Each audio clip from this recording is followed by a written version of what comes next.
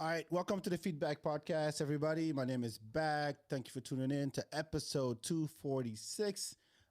Just a few announcements and shout outs before I introduce today's guest. Number one, make sure you follow the FeedBak everywhere on social media.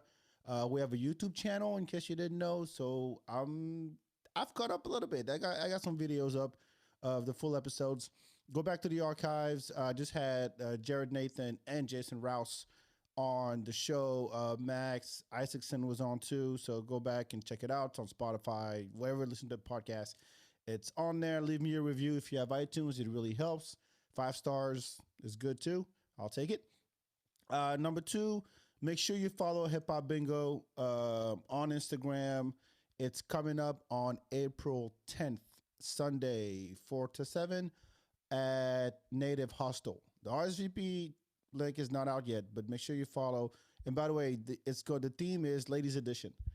We've done Ladies Edition before. It's always the one that people go crazy over. So it will sell out. So don't wait. As soon as I put up the Eventbrite, make sure you get your tickets. So follow at Hip Hop Bingo on Instagram. Now, a couple shout outs. Just South by. I hope you had a good South by. Yes. I'll give some shout outs for South by because I used to do South by hardcore back in the day. This week I couldn't because I had my son all week, but I had Thursday off, and I went over to Native to the Bastard Barbecue, which is by Scratch Bastard. Yeah, because Paul Smith and CK Chin pretty much run the shit. Yeah. Like they'll have, oh yeah, Z-Trip's coming. Oh yeah, Questlove is here. Oh yeah, T.I. showed up. Yeah. So they had a whole lineup throughout the week, the music week from like Wednesday all the way to Sunday or something. And just going there that one day, checking out DJs. Shout out to Scratch Bastard.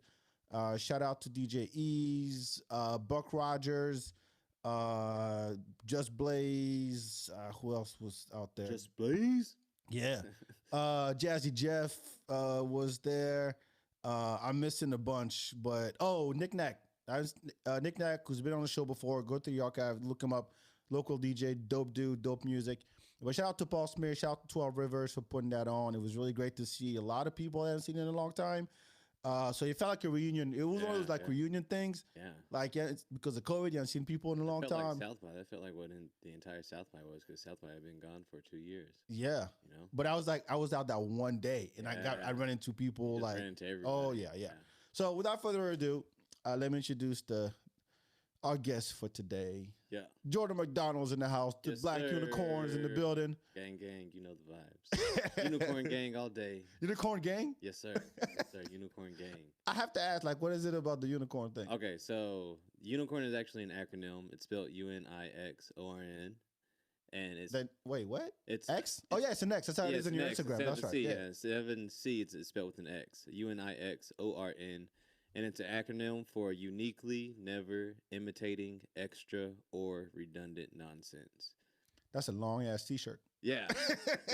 Unicorns. That's why we just shortened it down to unicorn. Yeah. And so what it means is it's pretty much my branding for myself. And to be a unicorn is to be completely your own unique self. Everybody else is already taken, so there's no reason to emulate anybody. Look, get rid of the nonsense, the naysayers, and just do your own thing and rock out. Do you have merch? I just got my logo done, and so I'm working on merch right now. Is that the one with you on the unicorn? Yeah, me on the back of the unicorn. Like Mr. T style? Yeah. Okay. With the blunt in hand. Of course. Sword in the sheath. My crystals. Actually, I'm getting an alternate version with the crown on my head sent over to me. Okay. This week. So. Yeah, so that's my official logo. I just got finished probably 2 weeks ago. And so merch will be coming very soon. Very soon. I'm working on merch right now. I'm saying I 100% endorse the sentiment. Word. In the sense that be unique. We've talked about this on this podcast many times, but I don't understand why you want to sound, look, walk, talk like someone else. Yeah, like, I don't else get is that already shit. taken, and there's no reason to emulate anybody because, like, one of my favorite artists is Kid Cudi, and really, one time in an interview he said that everybody's trying to be different. Everybody's trying to be unique. But the key to being different and unique and like nobody else is just to completely be yourself because there's only one you. And after hearing that, I just kind of took that and ran with it and, sat down and figured out, all right, who am I really, to the core? What do I like? What do I dislike? What represents me? What do I, want to be representative of to the world? And yeah, when you see a unicorn, you're just like, yo, that's a unicorn. Well, you don't see a unicorn. When you see a unicorn, you see a unicorn. No, so I get it. I get it, and that's why I remember the first time I saw you. I think it was the first time we talked was at that mic that was on San Jacinto, I think. Yeah. Last summer? Was it last summer? Yeah, that was last summer when I got here. I met you in July. That's right. First people that I met when I moved. That's to right. Austin. That's right. And I was like, yeah, this motherfucker different. Yeah, a little bit. No, not a little bit, man. You robbed the thrift store. Yeah, you fucking went to a thrift store and like, I'm gonna spend my entire paycheck. I don't care what it looks like. Yeah, the colors, I haven't bought the patterns. brand new clothes in years. Like all my stuff is thrifted. But I've been going to the thrift store since I was a child. We were poor growing up, so I've been shopping at the thrift store since I was a baby. Hey man, but you do it so much that you start to figure out little tricks of the trade, and you start to figure out how to find nicer clothes. There's an art to it. Oh yeah, I've never done it, but I know people who do. Yeah, like Doug Stanhope. That's where he shops. Yeah, like you'll find some. You gotta have outfits. an eye for it. You gotta know where to look. You gotta know which thrift stores to shop at to what neighborhood. I mean, Goodwill is that high up? Yeah, Goodwill, but Goodwill in a nice neighborhood. Oh, yeah, there's a difference. Game, yeah.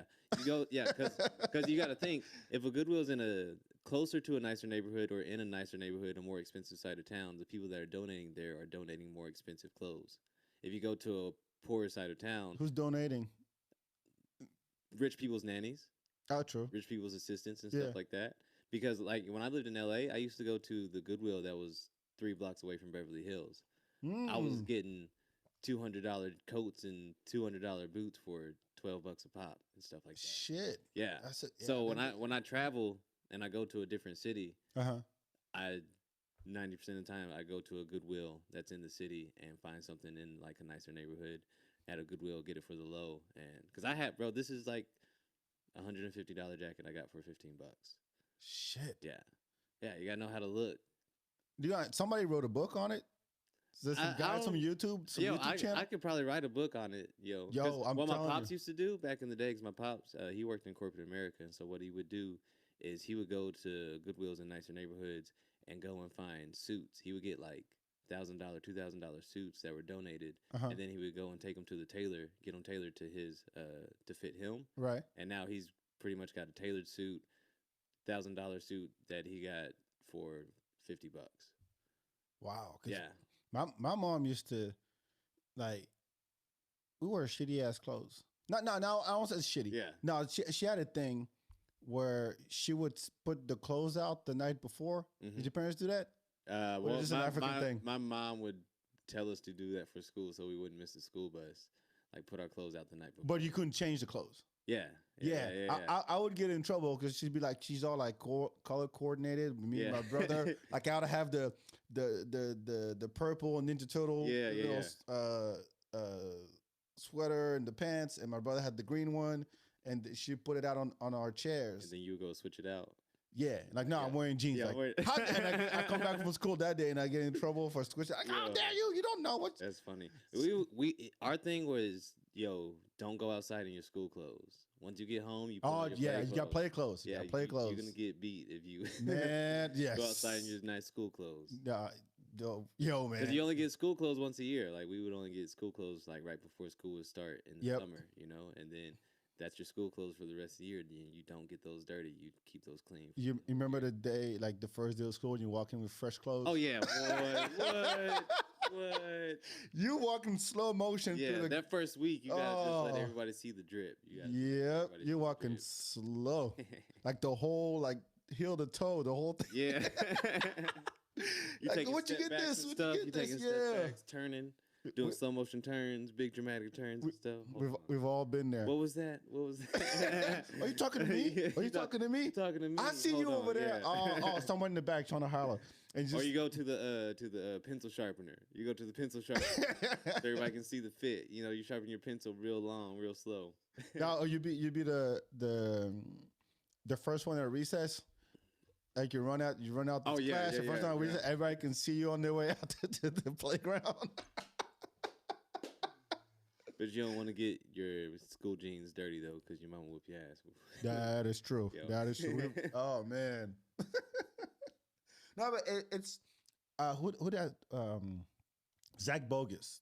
You know Yeah, Zach, right? that's my guy. Yeah, Zach That's is my another guy that like has Super a good fresh. sense of style. Yeah, he has a dope style. Because he told me he was on a podcast and he told me he used to be a personal shopper.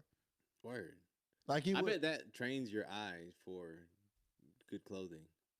hell yeah. I mean, I don't care that much because now I'm like, if I see some dope, like I walk into a store, Yeah. and it has to catch me. Yeah. I don't look for shit. Yeah. You know what I mean? I walk See, around. that's why I like Goodwill. You got to look for stuff. Yeah, but it has to hit me. Yeah. And then if I like it, I'm like, okay, let me find three or four of these different colors. Yeah. And that's what I'll be rocking for, I don't know, 3-4 years. See, right. oh, dang, that's crazy to me. Yeah, like for me, man, like that's just one of my things. I just feel like I'm supposed to be thrifting for stuff. But do you go with a mission? Like, I'm find a shirt. No, man, I find usually pants just today. because It's Tuesday. I got pants today. no, because most thrift stores, most Goodwills, 95% of the stuff in there is complete garbage that you're not gonna want at all. Right. But then there's that 5% that's just complete treasure that you got to search for. So it's like a treasure hunt. So and once you find it, you're like, yo, I can't believe I just found this because one, you're really not going to see anybody else wearing that thing that you just found in Right. a random thrift shop in Denver or in Austin or whatever, you know. But you make a day out of it. Yeah, you know, like an hour, 2 hours. Like I don't spend like a crazy amount of time searching for stuff. Like if I don't see it, I don't see it. You know, Right. Like you can go home without buying anything. yeah, I can go home without buying anything. See, no, perfectly fine. I go with I need pants, but the pants got to hit me. Yeah, for me well, to it's buy it. like And I felt bad when I walk away from the mall. yeah, I'm I like, just fuck. need the sauce, bro. I just need the sauce, and you know, like because I don't want to dress like anybody else, and so that's why I don't dress at like normal.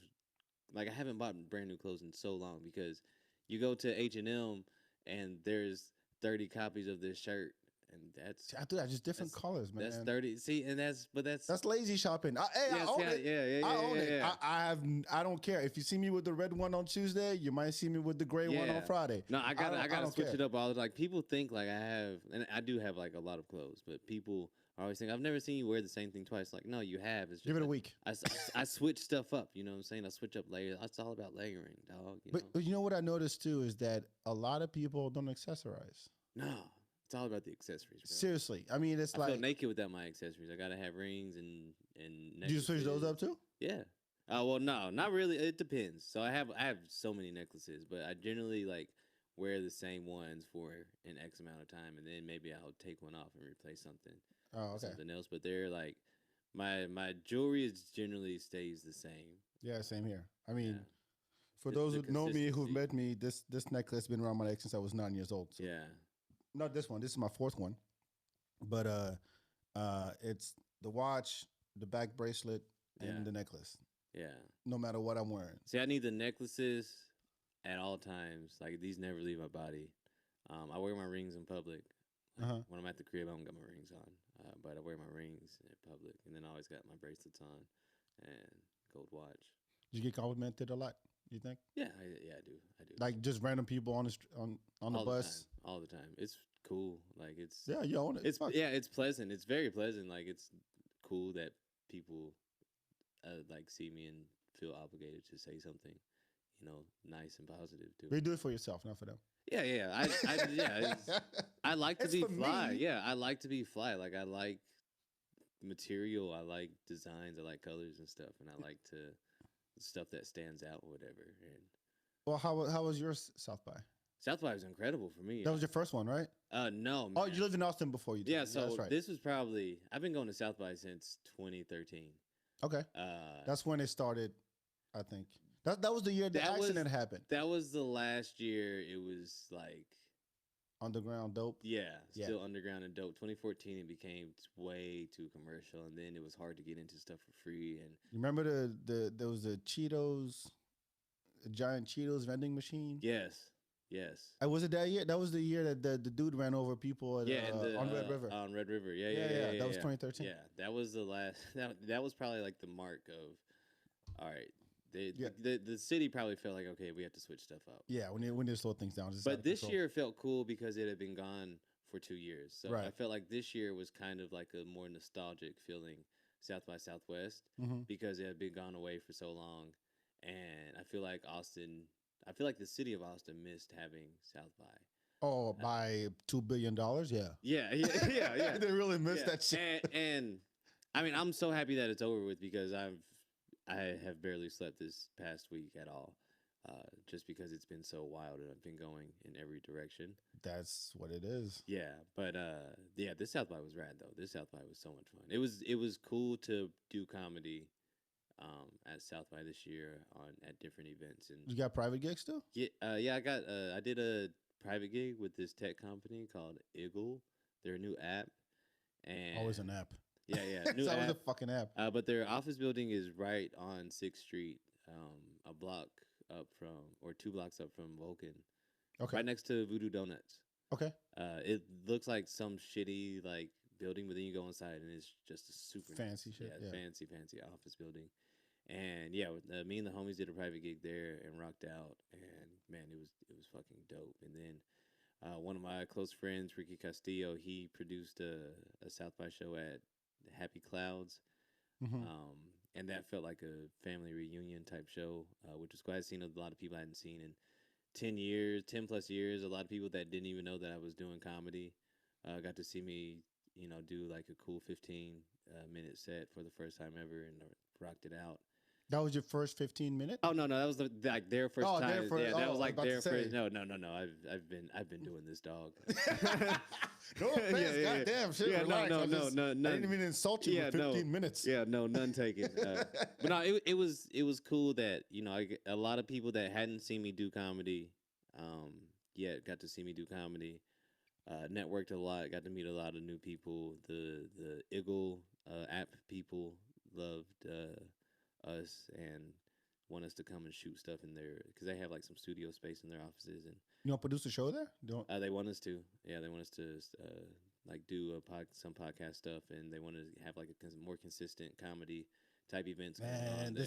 I like that. You Yeah, know what? man. It's I like it when there are people who just love the art that Yeah. actually produce the shit, instead of people who just in it just to gain from it Yeah. and then produce they don't know shit. Yeah, it was It's cool. just It was such a last minute type event too. One of my really good friends, he called me up, and I didn't want to go out this night because I was tired from South. I was like, yo, I need a break. Mhm. I have a busy weekend. I'm just gonna chill tonight. And then he called me and he said, yo, I'm putting together this last minute comedy event. I want you to come and do 20 minutes.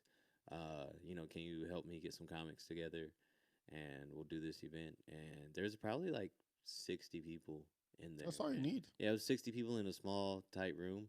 It was intimate, and it was rock and roll, man. It was fun. Did you run into anybody famous during South by? With Saul? Yeah, man. So my day job, I valet park at a fancy hotel in downtown. Which one? The W. Oh, Yeah, and so no shit. yeah, I met Bun B. I met Lil Jon. Man, I miss the W, man. Yeah, yeah. used to be- It's cool. It used to still. be popping. Yeah, so I know during the spring and summer they had the wet deck.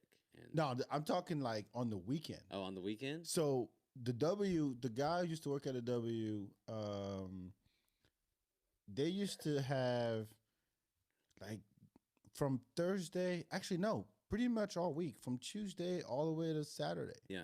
They'd have DJs in the living room. Yeah. Where the fireplace. Yeah, so I know they still like will do like some DJs. I don't work evenings ever. they're there. whack now. Yeah, I'm saying. yeah. I don't know how they are. Yeah. No, I'm telling you, like Yeah. it was the before. This is before the JW Marriott Yeah. went up, but this was the only hotel in Austin where you could see DJs and dope DJs, Okay. but also the fanciest spot Yeah. in Austin Yeah. to see dope DJs. where they were banking on drinks, and you're talking age wise, like 32, 33 plus, Oh right? yeah, it's like a cool Yeah, chill age. and I remember one, you were not allowed to move the furniture. Yeah. I've done it. I've moved the furniture, and then like back, you can't do that. I'm like, the music's dope. I'm not gonna dance in front of the fireplace, burn my ass. No, just move the shit out. And so it used to be popping, yeah, pretty much all week. And then they had the brunch Yeah. on Saturdays and Sundays, and they Yeah. had a DJ there play too.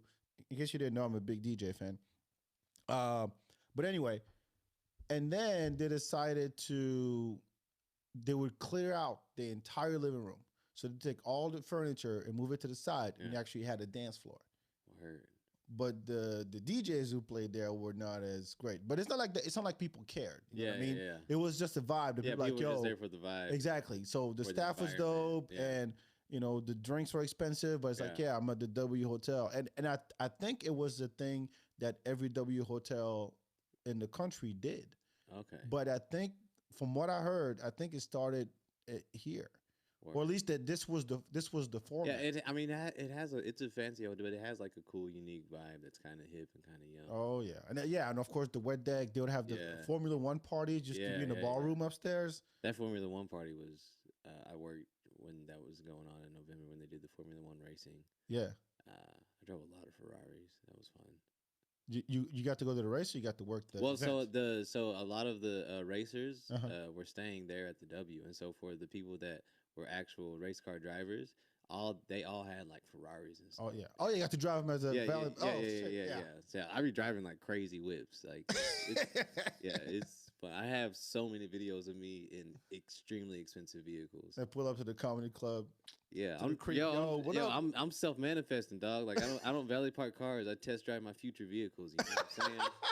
For real, fuck the bullshit. And that you are absolutely correct to do. That's dope. Hell yeah. But so what, you came back just for comedy? That was the main thing. How was LA? Yeah, man. LA was great until the pandemic happened. Oh yeah, the whole city shut down. Yeah. When the pandemic happened, I was like, man, this is stupid. This is so dumb. Fuck this. It was weird, bro. It was so weird, like because, and they don't really like. You didn't hear about this out if you weren't in California at the time, but May 2020 going into June 2020. That last like 2 weeks of May into the first like week and a half of June, that's when the protests were going super heavy. And in LA County, I lived in Claremont, California, so I was just east of downtown LA, but I was still in Los Angeles County. Wait, the Black Lives Matter shit? Yeah. Okay. So all those protests were going on. There was a 6 p.m. curfew in LA every day for about 2 to 3 weeks straight. Shit. And so if you are familiar with LA County, you know that's fucking absurd. Grocery stores were closing at 4 p.m.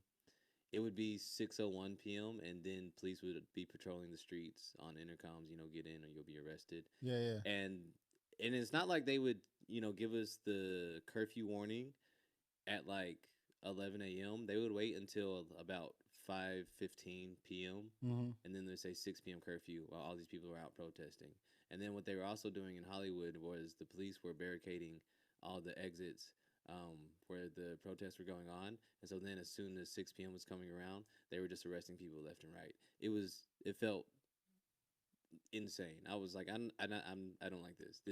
It felt to me like it was showing the true colors of what Southern California is because they have like this very big like, oh, we're very open and whatever free type thing. And then that happened and I was literally like looking out my apartment window watching police patrol the streets at 6:02 p.m.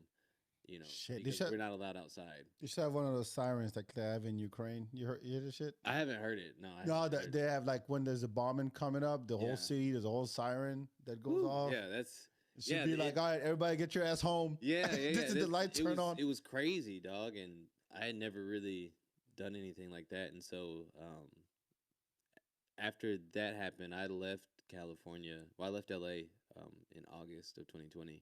And I was on the road. I was living with my ex she wasn't my ex at the time. Who's your ex now? Yeah, she's my ex now. That's the one I met at. Yes. Oh, okay. Yeah. We are no longer together. Congrats. Gang, congrats. Yeah, it's cool. Yeah, it's no, actually, yeah. If it was good, you'd still be in it. Yeah, exactly. Put it that way. Divorce is a great thing, fellas. Yeah, hell yeah. If you're not supposed to be with somebody, don't be with them. But her and I, we got on the road for like a year, and we went to like 17 different states. We just stayed in Airbnb. We were both getting unemployment, and so we were staying in Airbnbs, all different types of cities, and yeah, it was dope. And then we were in Atlanta for a good little minute, and I was doing some acting on some short films and commercials and stuff. And I had already like been doing comedy, but I thought comedy was over because of COVID. Yeah. And I saw that comedy was coming back, and so I started performing.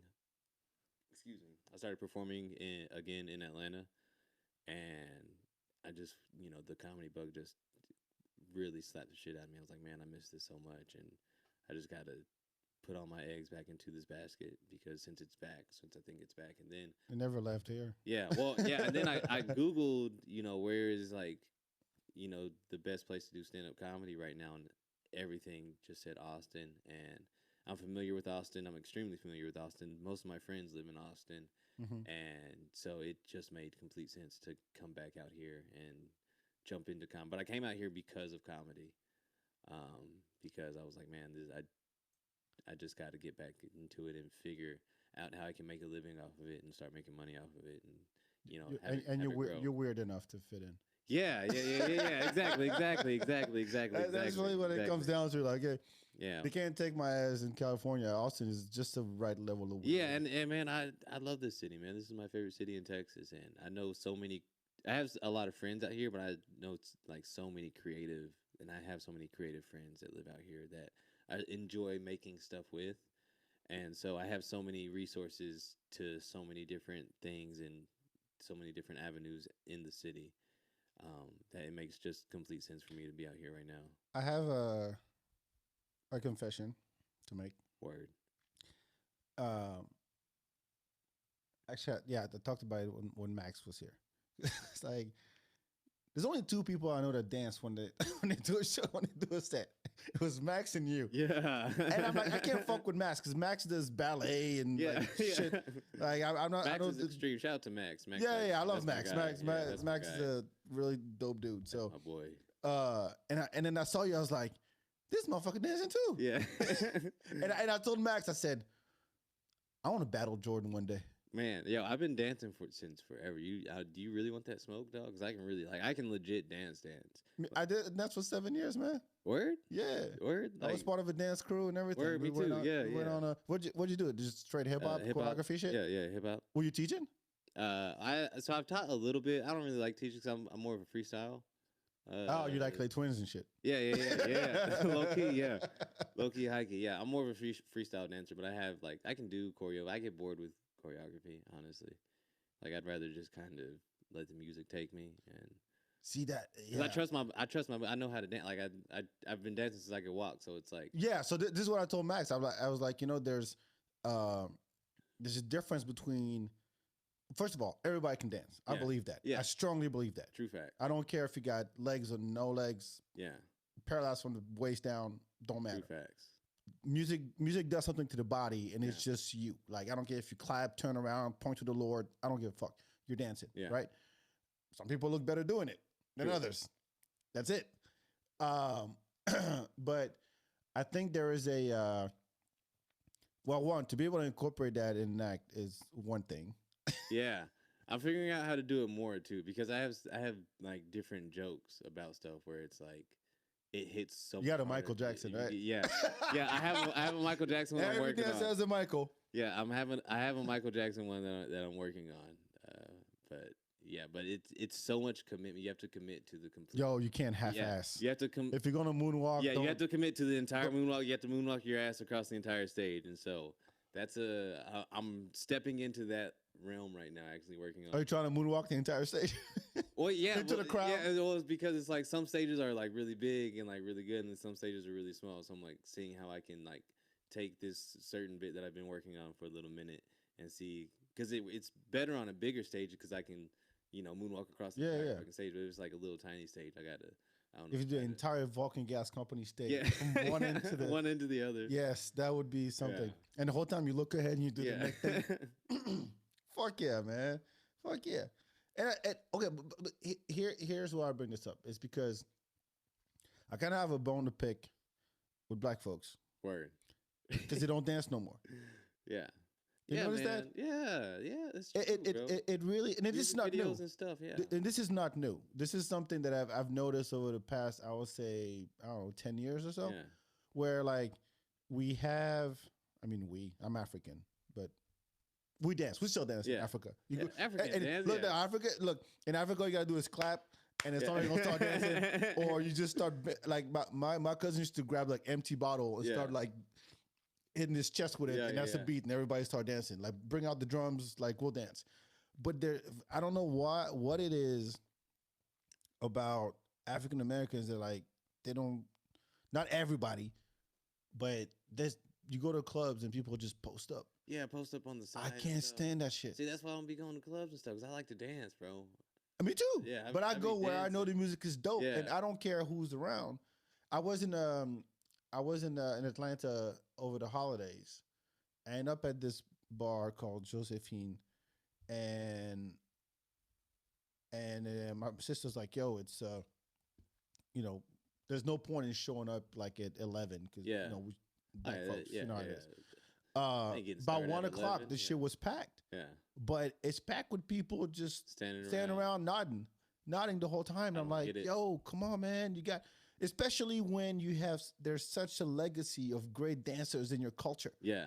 You know what I mean? Gregory Hines, you got Sammy Davis Jr., Michael Yeah. Jackson, Prince, James Brown, and you're like, and it's 2022, just gonna Yeah. look hard and post up. No, fuck that shit. Yeah. No, I'm grooving, man.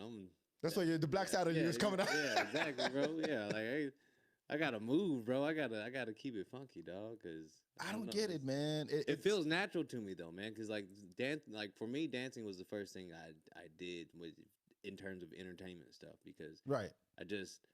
I've never taken a dance lesson. Like I've taught myself how to dance because Same here. it's literally just in me. You know what I'm saying? So I can't help it but move around and groove around. Yeah, and you're half. Yeah, You have I'm white. mixed. Yeah, You're mixed. My son is mixed too, and I'm Word. scared.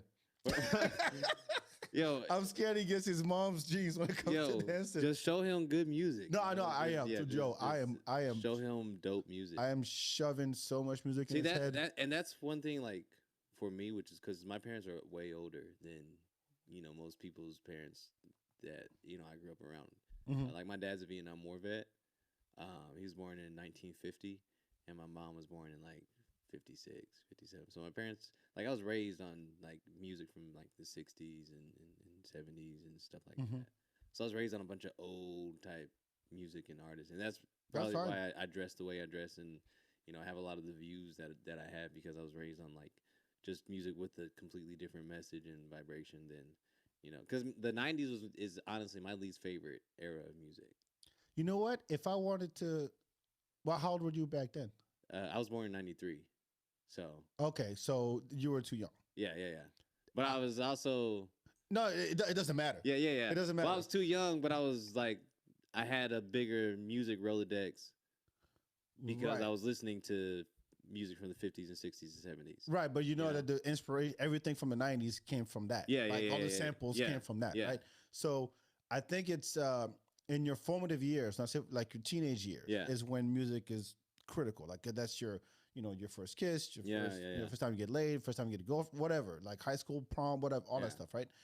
And so if you're the target audience of whatever the genre of music is, you are an outlier because Yeah. you were young to listen to 60s music, Yeah, right? yeah. But if you're the target audience to hip hop in the 90s and you listen to the sounds and what they're saying and it captivates you, that's what you're into. Yeah. So I think if I were to go back, if you give me a time machine and they ask me what decade you want to go back musically, 70s, hands down. Yeah. I would say the 60s. I would say 70s. I would say 60s because Wait, when did disco end? Disco ended in 70s. 70s, right? Disco ended in the 70s. So you had Disco began and ended in the 70s. Disco. That's was right. in That's the right. 60s. So you had I mean, I would have been all over Soul Train. Yeah.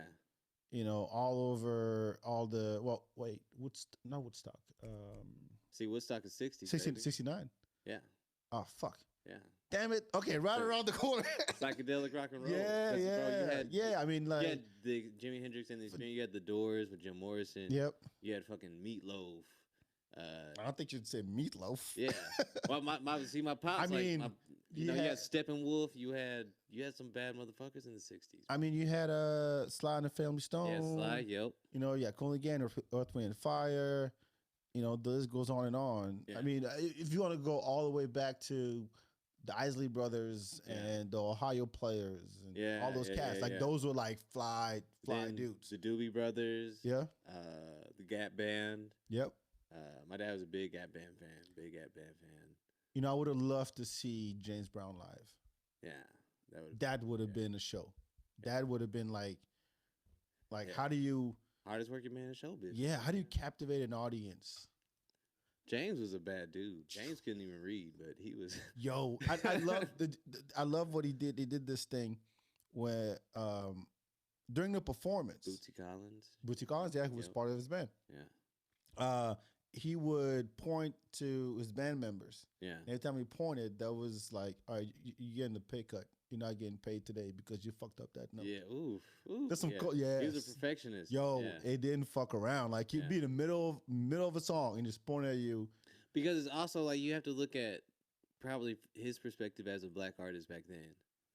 Yeah. Because there was very few and far between. Like Jimi Hendrix was probably the first like huge black musical artist that was like ginormous. Mm-hmm.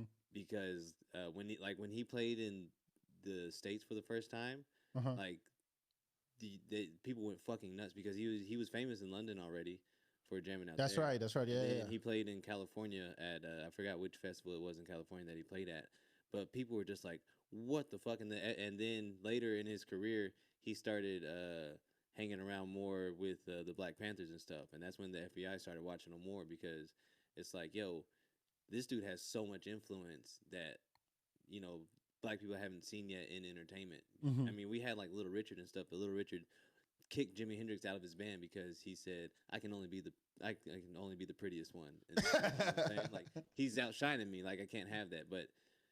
But James Brown like was huge. And he was from Mississippi, so he probably had this thinking of like, if anything fucks up in any point, these white people could probably kick me out. Yes, and there was a switch in his life where, you know, when he had the not the slick hair, I don't know what you call that thing. Basically what every black band did at the time, quartet, whatever you want to call it, when they do that little routine and thing. Yeah. And then I think it was around the time. That kind of shit. Yeah. Like Temptations. Yeah, like Temptations. Those guys, right? Yeah. And then there was a switch. I think it was around the time. I think it was the Civil Rights Movement when he was like, "Yeah, fuck that. I'm getting an afro. Yeah. I'm black and I'm proud." Mm-hmm. You know what I mean? And you saw them step out like the clean formal suits and started wearing more funky clothes, more brighter clothes, open, more colors and stuff. Because George Clinton and the part of the Funkadelic, they used to wear suits too.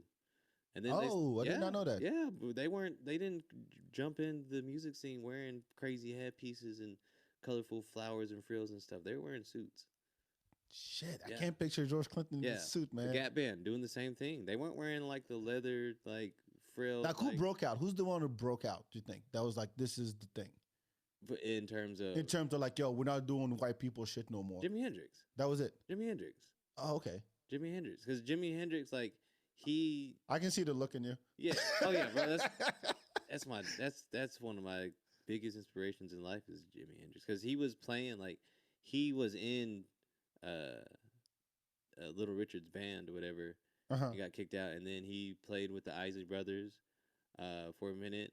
But when he like became like Jimi Hendrix or whatever, he was already wearing the British jackets and the big colorful stuff. Like he went through like the suit phase when he was playing in early bands, but when he was in New York and breaking out and doing his own thing and stuff, he was already, you know, wearing the big colorful stuff that because people weren't used to seeing. Marvin Gaye had that moment too.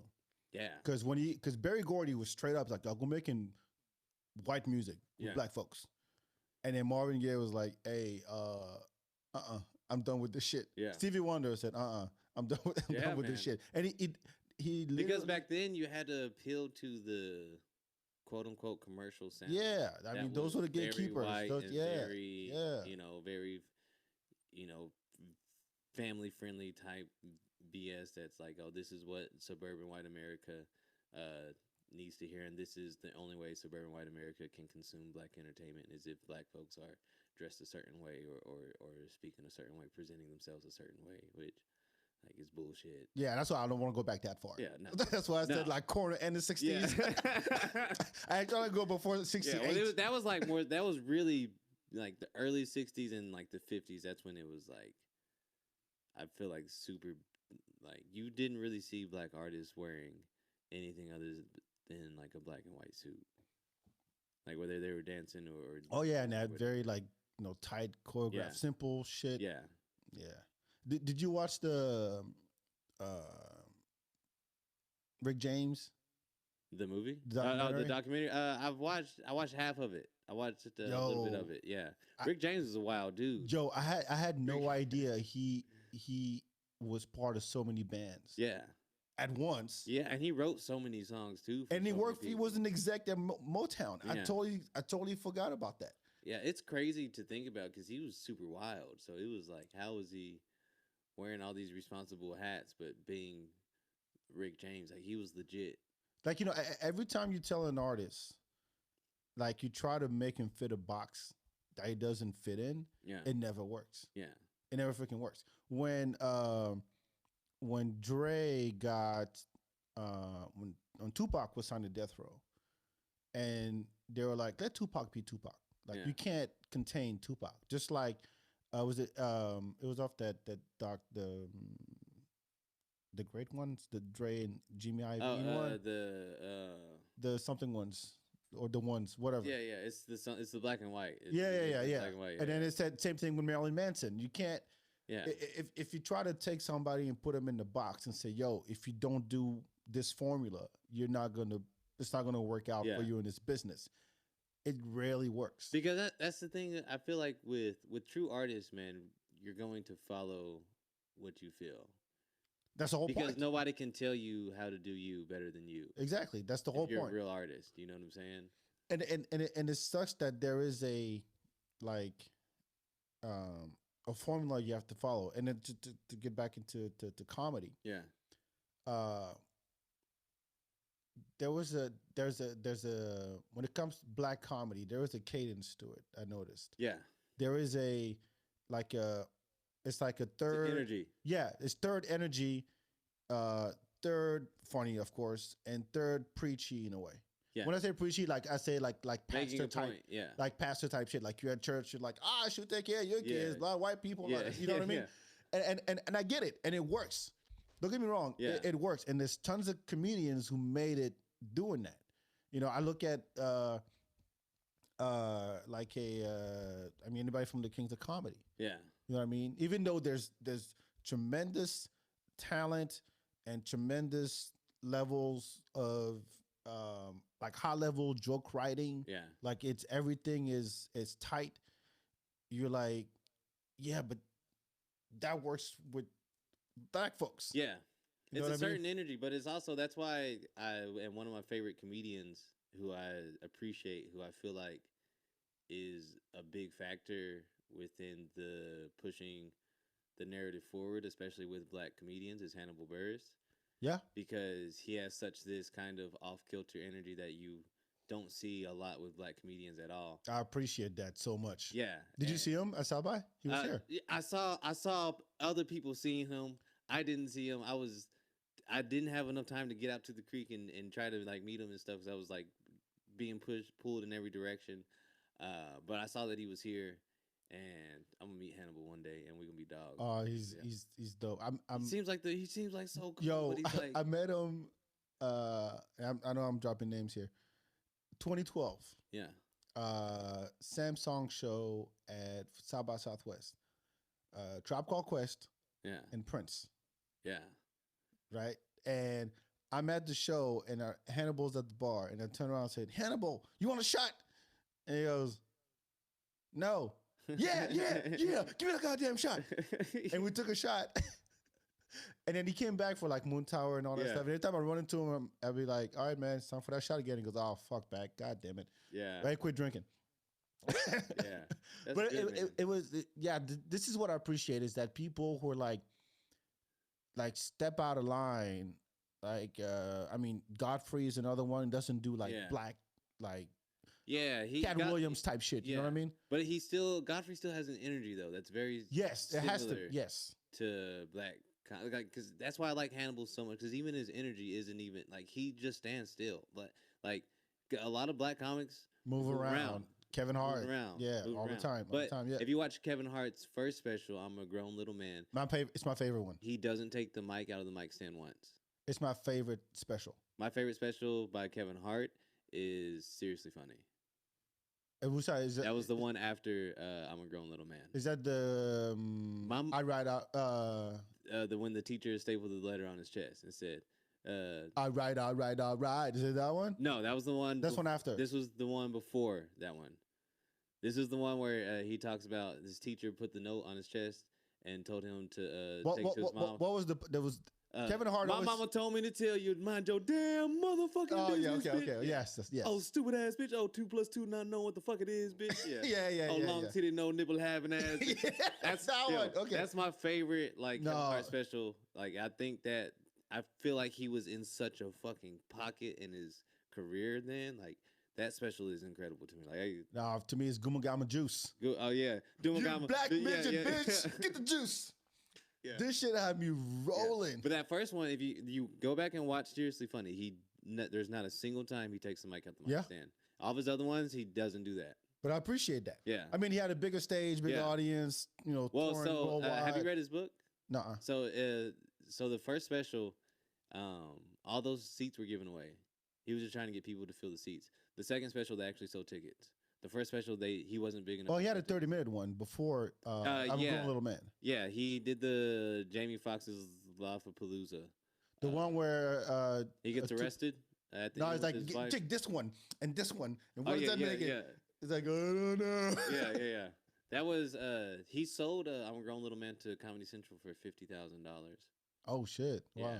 But he says that what really set his career off comedy wise is he did Shaquille O'Neal's All-Star Comedy Jam, and at first he was going to turn that down, and he was like, you know what, I'll burn 15-20 minutes from Seriously Funny. So the set that he does on that was actually jokes that were supposed to go on Seriously Funny, but he was the last one that went up on that show, and he like just fucking murdered. And I can remember watching that as a teenager, and that was one of those comedy like showcase things that got me like wanting to really perform or whatever. Yeah. But he says doing that show, it just put him into a whole different like atmosphere of people knowing who he was and stuff. And he wasn't even going to do it at first. He wasn't excited about it, and he just ended up murdering. And then that's what really allowed Seriously Funny to be what it was, and that's why he was able to actually sell tickets for that and sell it out, because he did the Shaquille O'Neal All-Star Jam and rocked it. And he says in an interview, there's a small part at the end where they slowly like put him in slow motion at the end. And he says he doesn't know if this made a difference at all or not, but in his brain, he says that little 5 seconds of slow motion of him walking out at the end after murdering, like, was just a thing that was like, oh no, he's Kevin Hart's Kevin Hart. And yeah. I remember Kevin Hart on Tough Crowd sitting on Patrice O'Neal's lap. Yeah. Yo, he talks about Patrice O'Neal a lot. Like the way he talks about there's no, it's great. Patrice O'Neal is my GOAT, hands down. Word. I have a portrait of him from Chris Rogers. Word. But yeah, I mean, I'm a Grown Little Man. That to me is still like, oh shit. But to go back, so for me, like I won't say never. Like I'm never a fan of Cat Williams. Yeah, I get the appeal. Yeah. I respect. See, the comedy to me is like there's something for everybody. Yeah, right. I'm not gonna be dogging. Oh, this guy's not funny. Well, it's not funny to me, but some people go see Larry the Cable Guy. Yeah, you know what I mean. Jack Foxworthy is about to drop another special Yeah. 20 years later is probably going to kill. You know what I mean? Yeah. Not for me. It'll sell out. That's Yeah, fine. yeah. Yeah, he'll be fine. But I'm I've become such a nerd, Mm-hmm. a comedy nerd, Mm-hmm. that I look for intricacies Mm-hmm. in the joke, how it's written, how Yeah. it's performed. And I feel like when it comes to comics like Cat Williams, it turns more into the physicality of it than Yeah. the actual joke itself. Yeah, yeah, yeah. You know what I mean?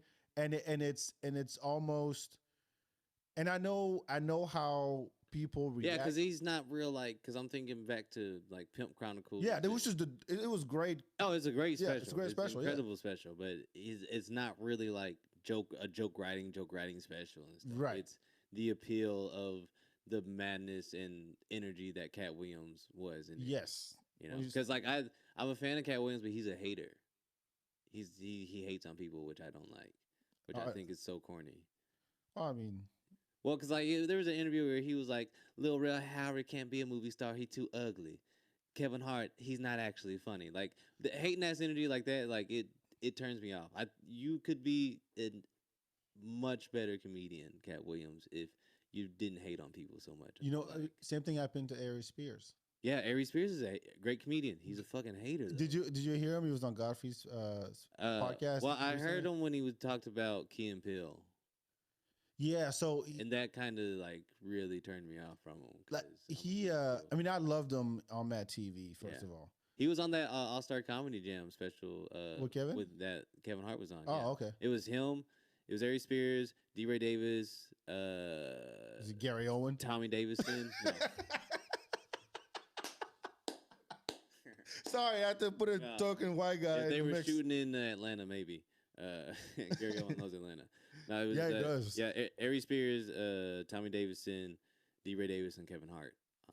That's a pretty good lineup. That's a dope lineup. Tommy Davidson has one of his craziest sets on that fucking lineup. On that show, his set is fucking incredible. I love Tommy Davidson. Tommy Davidson's one of my favorites. I feel like he's very slept on. But Tommy Davidson, incredible stand-up comedian. Yeah, that gets. Yeah, I saw him at Cap City. Yeah, have you seen any of his specials from like the '90s? Like Illin in Philly, maybe clips here and there. But Illin in Philly, insane. And he only has like 30-minute specials. They're quick to watch. They're insane. His energy is crazy. His talent and energy is crazy. I'm surprised that he didn't become bigger than he is, because like he's so talented. He's so talented. Wow. Okay. Yeah. There's this is actually my dope shit, but the Earthquake Legendary. Yeah. Holy shit. Yeah. I have all Earthquake shit. Yeah. Like I have both of his specials on DVD, and I just watched Legendary like last week. Oh man. Yeah. I never. This is. He's an OG. He really is. And he has like that. He has that OG presence. Yes. You know what I'm saying? I like when he strolls on the stage. Yeah. As he's talking. Yeah. And then I'm like, sometimes I wonder like how many tags does he have? Yeah. Because he like you can tell he'll say something, right? That's funny. And then for the next like 2 minutes, it's just tag after tag, after tag after tag, and I'm like, and from what I heard was on Rogan's podcast recently, he said that he's one of those cats that he's always been like that on stage. Yeah. Like he doesn't write, he just goes on and start talking. Yeah. And then he ran a club in Atlanta, and so that's always how it was. Like he wasn't like sitting down writing jokes, structuring shit. I'm sure if you talk to him, off stage, he's just like that too. Yeah. You know what I mean? And who's calling? I don't know who that is. And I do have a pet peeve a little bit where people are one way on stage and you meet them off stage and it's a character they got. Different. Yeah. So it's a character they got, and I'm like, so who are you? Who are you actually? Who are you? Are you the goofy dude on stage, or are you the? That's one thing I try. I do my best to keep like a balance with is.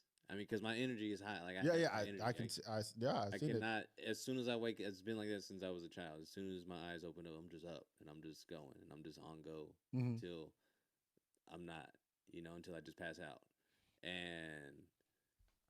And for me, like, because I write while I'm on stage. I don't know how I'm able to do it. I don't even know. You know what? I'll tell you how. I mean, you tell me if I'm wrong, Yeah, rather. yeah, I'm yeah. not telling you how you do your shit, but I'll tell you how.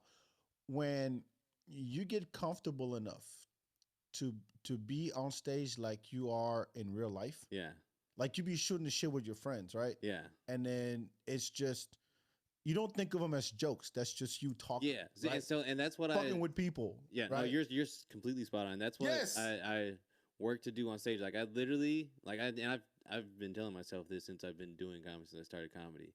Everybody that's in the audience, they're just the homies. We're just kicking it. You know? Right. That's that's the level. I'm just talking because when I'm with my homies, I'm usually the louder one, talking shit, and, like going in on people and stuff, and just going. Yep. And so I take that energy and do my best to reflect that same energy on stage. So then the audience, they don't even feel like they're the audience anymore. They're just, oh, we're kicking it with Jordan, and Jordan's just going on one of his, rants and just wilding out and shit, and we're just kind of. I can say nigga just like you do. Yeah, yeah, yeah, exactly. Yeah, nigga, what's up? What you got over there, man? Yeah, so it's like do the moonwalk again, and that's why I like, and because I have like jokes and stuff but I don't sit down and just write stand up comedy. Like something will come to me and I'll go, nigga, that's funny.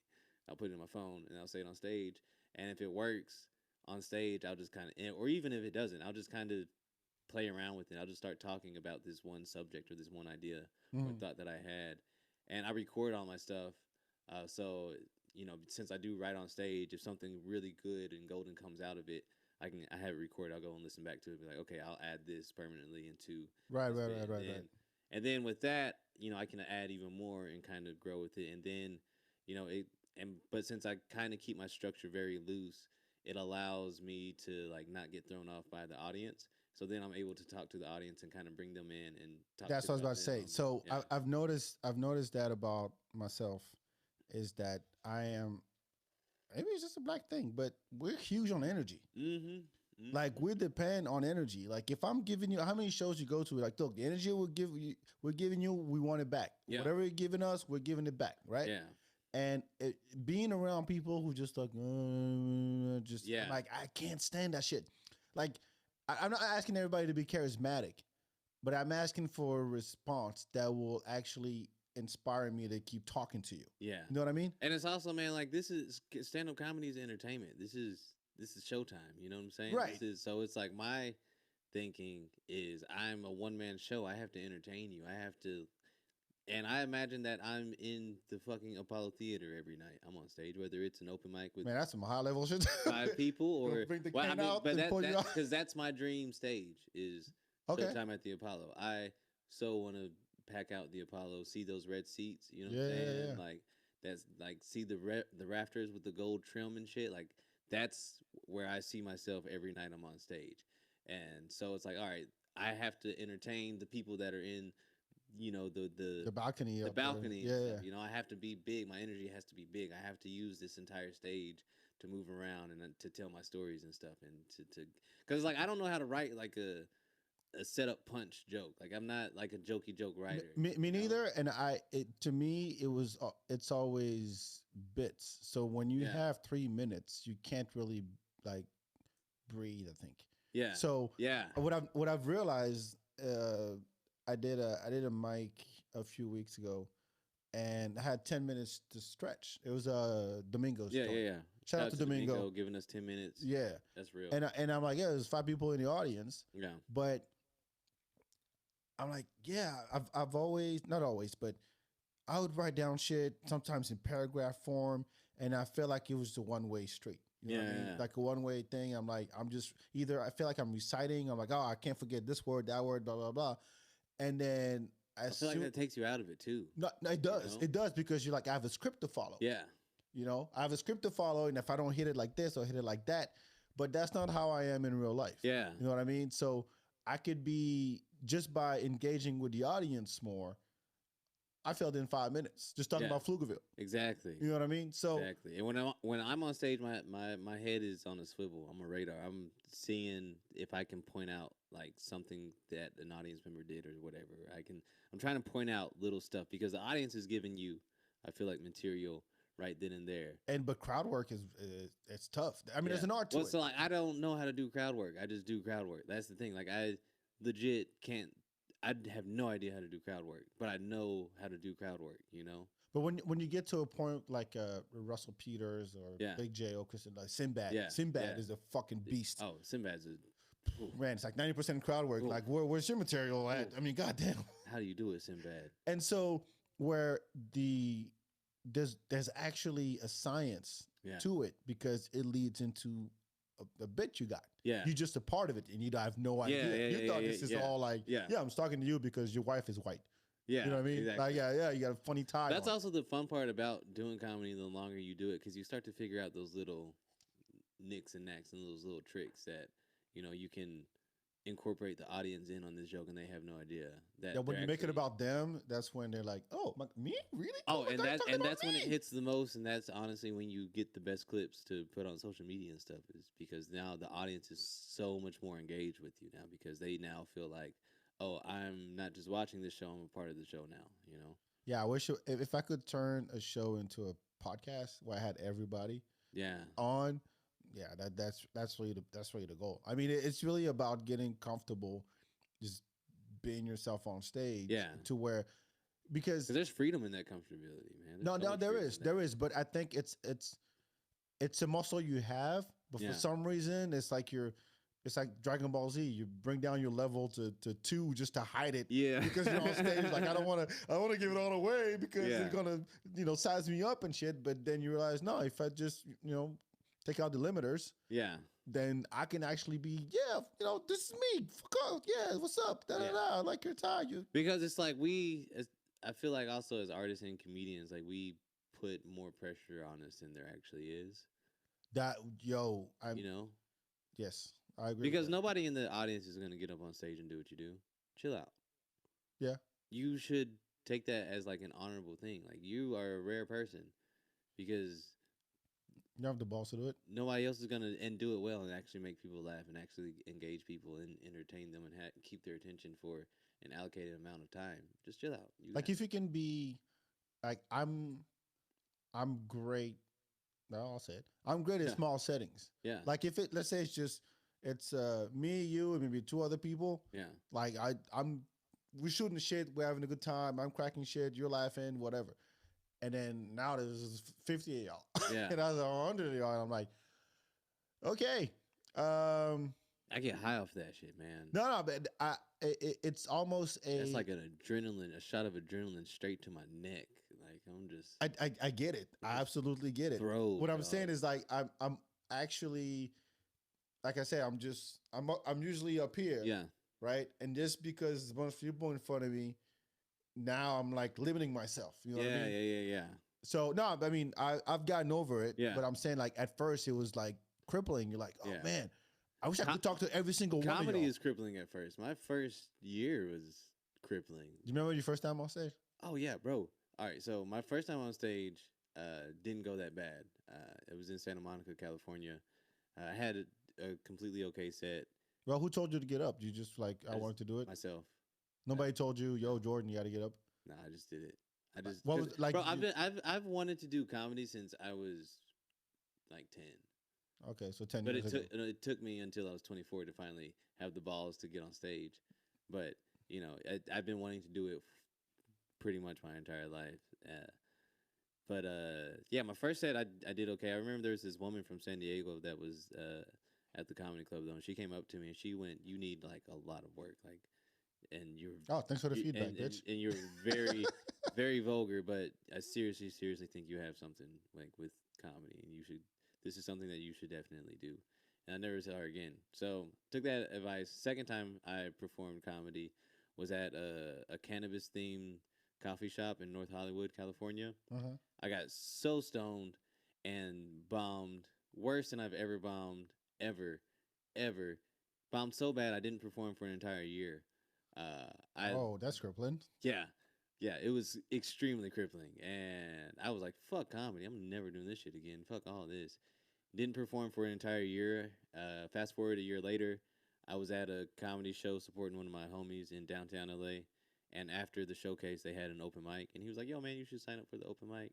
I was like, nah, bro, I'm good. I just came here to support. He was like, come on, dog, don't be a bitch. And I was like, first of all, nigga, I ain't no bitch. I ain't gonna be no bitch. Yeah, that's not what we're doing right now. So I signed up.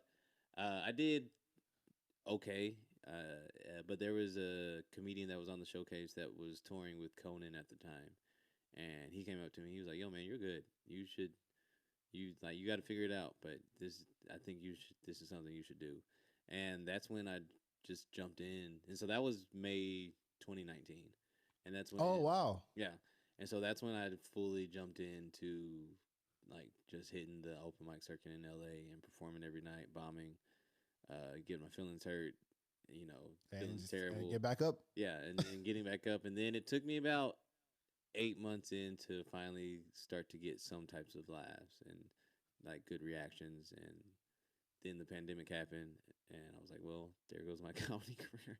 I'll never have that. And then I started performing again June 2021 and in Atlanta.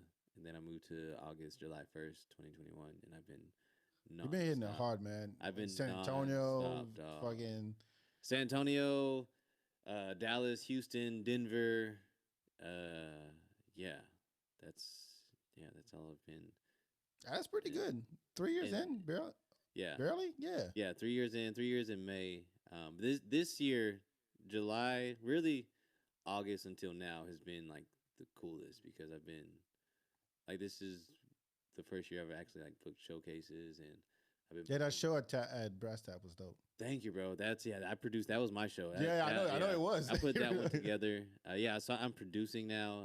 I've been doing feature sets out of town. I've been opening for touring comedians. I've been doing showcases with the homies and stuff out of town. Got into a Houston Comedy Festival in May. Nice. I'm waiting to hear back on Altercation Fest for Austin in October. Fingers crossed. I found out in April, at the end of April. Did you send the tape to Skankfest? I don't know their contact. I just found out about Skankfest a few months ago. Like I'm not familiar with like the whole Skankfest like thing. I just saw that. It is to me. Yeah. It's the best. It looked like it was the dopest thing in the world. I was there. It was dope. It was like I had 2 podcasts about it. It's like, put it this way: Skankfest fans are true comedy fans. Word. That's why I like because when Moon Tower started 9 years ago, it was a new thing. Yeah. And it was for comedy fans, and it grew into, hey, I just like to laugh. Yeah. So I'm going to come to Austin and see some comedians that might not know, right? Skankfest was produced by comics. There's no headliners. Word. Everybody's on the same thing. Yeah. So I saw Dean Stanfield. Everybody's on the same level. Yeah, I saw Dean go after Miss Pat. Word, damn, that's. I talked to him afterwards. I was like, Dean. "Were you like shitting bricks before you went?" I was like, "Fuck yeah, I was. That was Miss Pat, man." God damn, dude. No, that's what I loved about it, and it's because it's all enclosed, within the same building. Yeah. Just jump around different stages, and you just run into comics. And people who were there are like, that's all they talked about was, they're comedy fans. Like, oh shit, I miss Doug Stanhope, but I'm gonna catch Bobby Kelly over there because I love his podcast. And blah, blah, blah. I'm excited to jump into the comedy festival circuit because, like, I don't know, I feel like that type of energy because I feel like comedy festivals are going to attract true comedy fans. They will. Yeah, I think so. I think they're going to be in there. The key is the key to it is it's the same as South by Southwest. Yeah. South by Southwest started as a music festival, and then they started adding more shit and more shit and more shit and more shit and more shit. And now everybody wants a piece of it. Yeah. So then as soon as you throw money at the thing, because corporations and blah, blah, blah, it start getting diluted. Yeah. But if the core remains, it'll be just fine. Like Moon Tower is next month. Mm. Moon Tower used to be 5 days, 4 or 5 days, right? Now it's 10 days. Yeesh. Oh yeah. Because Just for Laughs partnered with Moon Tower. Yeah, I saw that. So now they have like one headliner show a night, and I think I hope that's the case. I need to check with them, but the last few days is going to be like the old one where you have shows all over downtown. Yeah. You just hop around and it's headliner shows. But they're starting a week before with like, oh, Trevor Wallace is here. Dan Soder is stateside. They just added I saw Dion Cole is John Cole's on it. American with a website. Sahir, is that how you say her last name? Is that here? Yeah, Zahir. Let's see who's on the lineup. Yeah, Sarah Silverman, Dana Carvey, Big J, Dion Cole, Mark Maron, Mark Norman, Nikki Glazer, Tim Dillon. I mean, these are like heavy hitters, right? Chris Red, from SNL, and so it's bloated. I don't know how they're gonna execute it. Yeah. I mean, I'll be there. I haven't missed a single Moon Tower since. Oh, I missed the very first one, but that's always been like my Christmas. And then I went to Skankfest and I was like, oh, yeah, this is another level because everybody here is here. I didn't see a single Houston person. Is a good city. Yeah, I mean comedy too, man. Houston's a fun city for comedy. So the next one is in Vegas, October. Dang. Sold out in like 3 minutes, pre-sale. Is submission still open? Huh? Submission's still open? So the 31st of March. Yeah, like 10 4 minutes. Yeah, okay. I send you the information if you want. Yeah. I still I want to send something, but I'm like, I don't want to do 4 minutes at an open mic. Yeah. And so, or if I do at an open mic, it's be open mic where there's actually people there. Yeah. I mean, not a bunch of comics who don't give a shit. Oh yeah, I stopped going to shitty open mics. Fuck that. You know what? During Stop By, I ran into Nate. Yeah. Nate Klingon. Yeah, that's my dog. Yeah, Nate's the shit. Nate's funny. Yeah, Nate's the shit. I did a show with him. So he was like, "I'm done with open mics, man." Yeah, like, bro. Oh, like that. Yeah, and I said, "I'm not done with open mic. I'm done with shitty open mics." No, the thing, shitty open mics in the sense there's that no point. It's a waste of your own life in it, especially now at a point where it's like I'm booking work. I'm paying bills off of jokes and stuff. You know what I'm saying? Like this is like a legit job for me and stuff now. And I'm glad that comics actually producing shows. Yeah, they know. Okay, this guy. There's a reason why this guy's on this bill right here. Yeah, exactly. I've seen him grind. I think it's funny. Exactly. You're gonna love him. Blah blah blah. There's a reason why. And he told me, I was like, yeah, straight up. It's annoying. Yeah. And it's like who's one. Comics probably heard the shit. They don't pay attention. Yeah. And you don't know if your shit works because these are comics. Yeah, and so it's like, and I don't have to. And now I'm at a point. I've been in the city long enough, in the scene in Austin long enough, where I don't have to prove to the comics that I'm funny. These motherfuckers know I'm funny. Yeah. Like it's just about like showing actual humans that I'm funny and actual humans. Yeah, actual normies. Yeah, normies and non-funny people and producers and people like that and stuff. But yeah, the shitty open mics where it's just nothing but 6 comedians in there and y'all are just. There's no point in doing that stuff anymore. I absolutely get it. Like everybody got 24 hours, man. You got to be productive. Yeah, make some moves. Real moves to make. Fuck yeah. This is where it's at.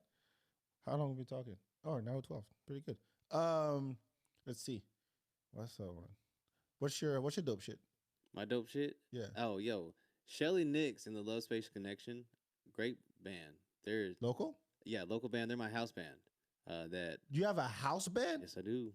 I have a house band that. Whoa, hold on. I wish I take it to a different level. I'm not playing with you niggas. I'm not playing with you little niggas, bro. Motherfucker got a house band. Yeah, I got it. All right, Arsenio. Yes, sir.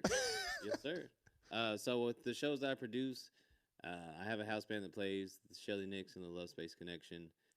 They're not playing at my March 25th show because they're on a different gig with it.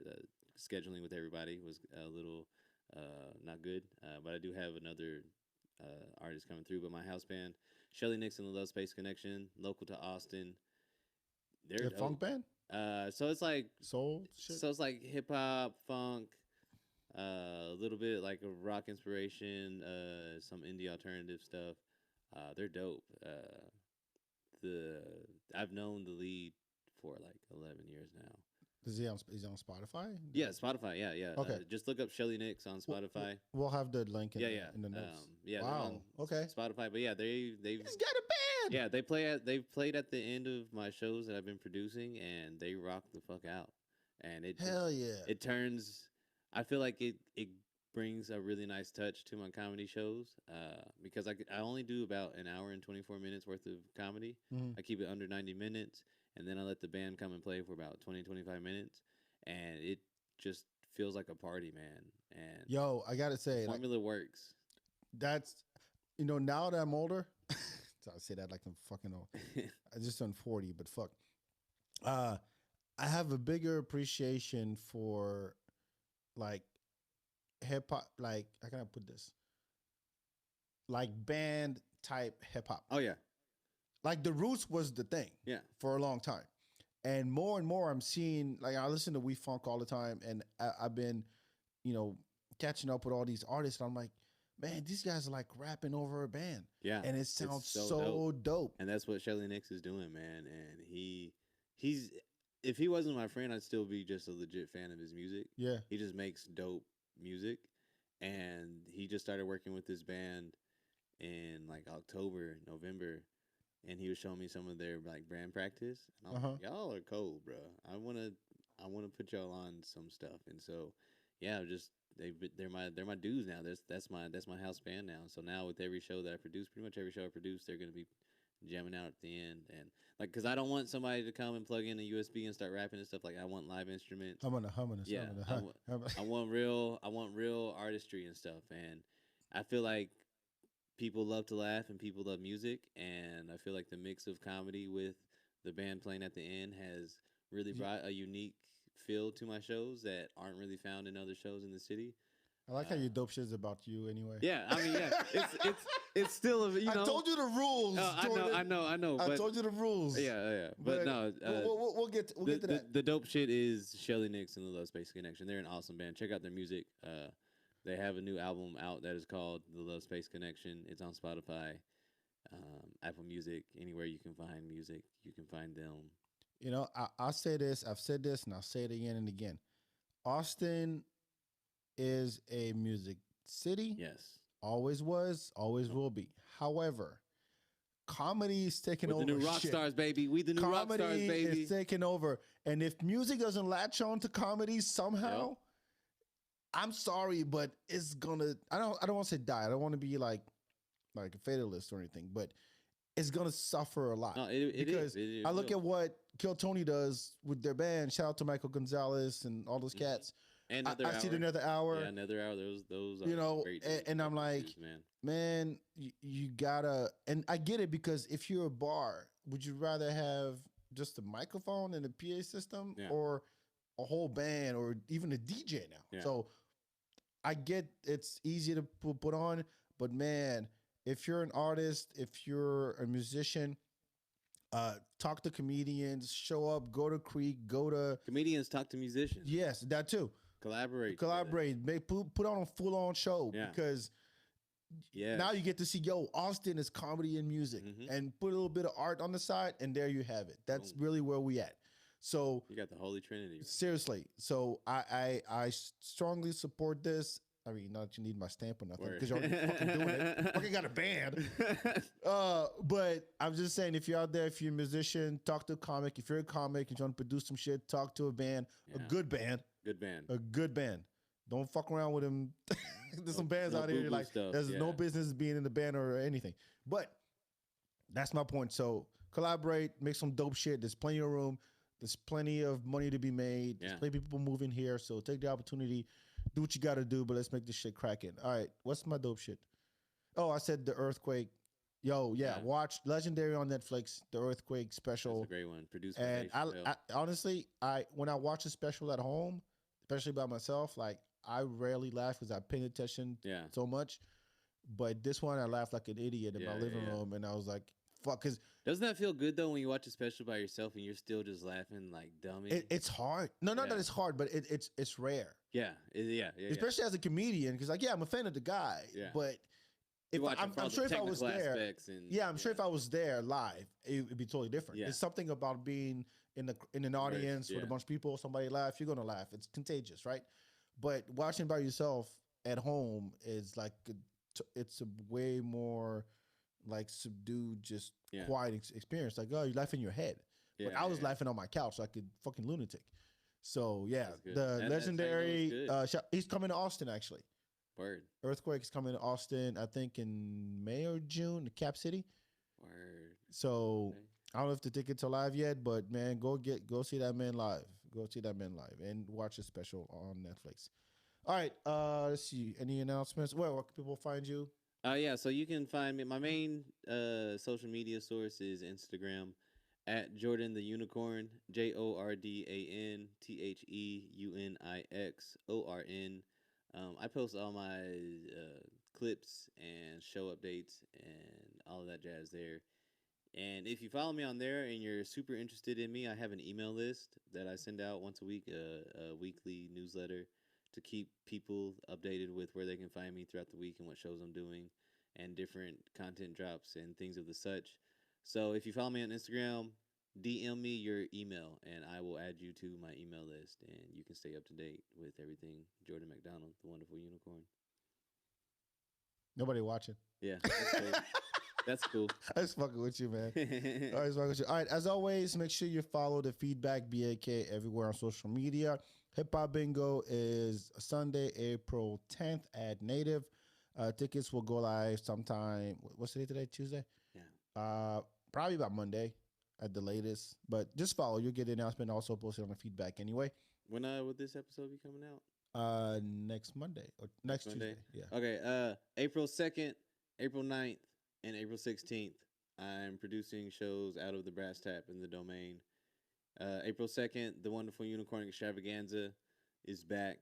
April 9th, Jordan McDonald and his Gang of Unicorns, new show, shotgun style, very rock star energy show that I'm doing. And April 16th, I'm still working on what type of show that is, but we already got Just show up. Just show up. What it's do you gonna need be details dope. for? You're gonna be laughing. Do you like You're to gonna laugh? be grooving. It's gonna be rad. Do you like to laugh? Yes or no? Yes. Yeah. Just show up and shut up. Yeah. April 2nd, April 9th, and April 16th. And then after April 16th, I'm taking a little vacation for myself from producing shows because it's a lot of work on my mental capacity. I want to say this.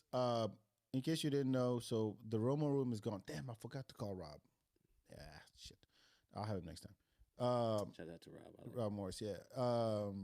And so the whatever it's called now, Brass the North Tap, Star, the North Star Comedy Club. Yeah, so that Brass Tap is going away too. So unfortunately, yes. Shout out to Pat and Zach for putting on shows. Super there. shout out to Pat and Zach Pat Bernard. Because without them, we wouldn't be able to do the shows out of the Brass Tap that we've been doing since March began. And those two are seriously the greatest. I love y'all. For real. So go to Brass Tap before they shut down permanently. Well, I don't know what's going to happen next, but at least by the end of April, I think is when it's done. April 22nd will be the official last day. Okay. As of now. So go to Brass Tap, say what's up to Lewis. Check out some comedy. Check out some comedy anywhere in the city. There's plenty to go around. Yes. Follow Austin, Texas comedy if you want to know everything that's happening. Shouts out to follow Jordan. Follow the FeedBak. Follow everybody, all the funny people. Jordan, thank you so much for coming. Thank you, my guy. Appreciate it. Appreciate you, bro. We'll talk to you next time. Ciao, ciao. Peace.